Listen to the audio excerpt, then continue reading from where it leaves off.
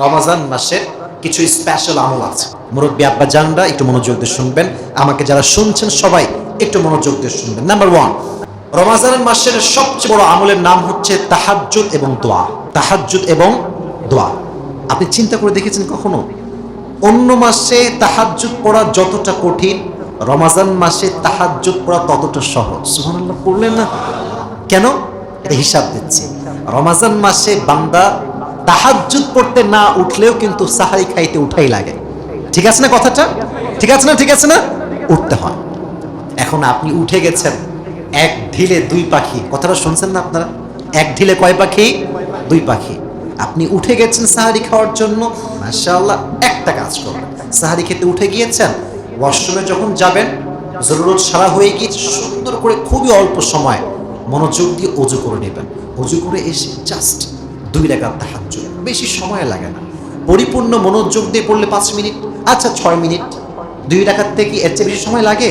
5 minute লাগে বা 6 মিনিটই ধরলাম। যান, এই যে 2 রাকাত পড়ে আপনার যত চাওয়া আছে, পান নাই, বউ চাই আল্লাহর কাছে চান, জান্নাত চাই আল্লাহর কাছে চান, গাড়ি চাই আল্লাহর কাছে চান, যা আছে প্রত্যেকটা বিষয় তাহাজ্জুদের জায়নামাজ রবের কাছে চাওয়ার দরকারটা আছে না নাই?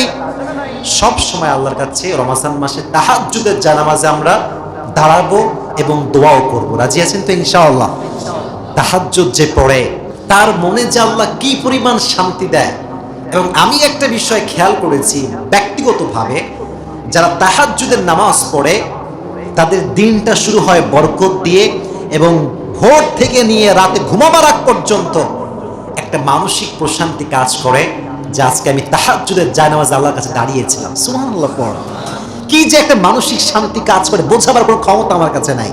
এজন্য আমার মুসলিম ইকরাম যারা এসেছেন, আমাকে যারা শুনবেন ইউটিউবে ফেসবুকে, দয়া করে রমাজান মাসে তাহাজ্জুদ আমরা মিস করবো না। ঠিক আছে ইনশাআল্লাহ? বলেন ইনশাআল্লাহ।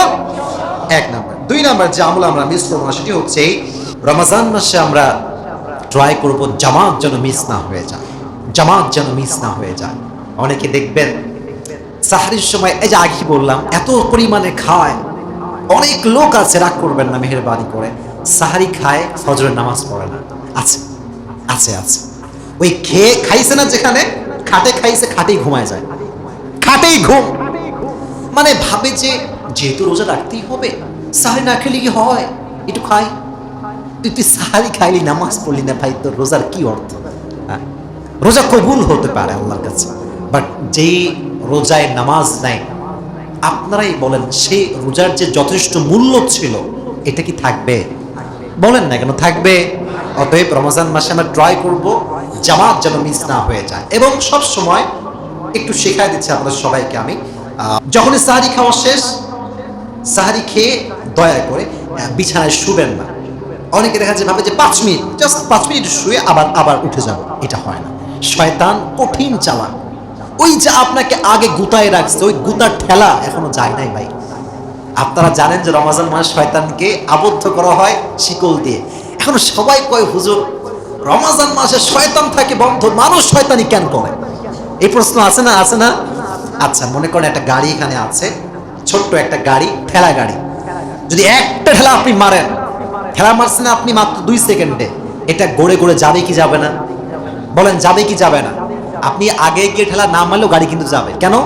ওই যে একটা ধাক্কা মারছেন, ওই ধাক্কার প্রভাবটা এখনো আছে।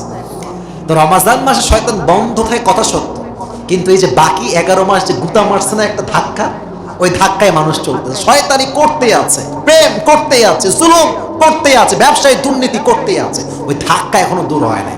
এজন্য যদি জামাত মিস করতে না চান, সাহারি করার পরে কখনোই শুবেন না, সোজা উঠে মসজিদে আসবেন। কোরআন শরীফ থাকে, এখানে থাকে, বায়ে থাকে, যেখানে থাকে, বা পকেটে নিয়ে আসবেন। জামাত শুরু হওয়ার আগ পর্যন্ত বসে বসে কোরআন পড়বেন। রাজি আছেন তো ইনশাআল্লাহ? ইনশাআল্লাহ বললে আল্লাহ তৌফিক দান করে। পড়েন ইনশাআল্লাহ।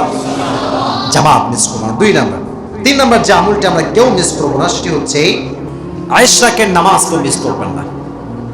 ইশরাকের নামাজ মিস করা যাবে না। ইশরাকের নামাজ কখন? সূর্যাস্তের পরে। এই যে ভোর ভোর হয় তখন জাস্ট 2 রাকাত ইশরাকের নামাজ পড়বেন। রাজি আছেন তো ইনশাআল্লাহ? এই আমলটা অনেক দামি।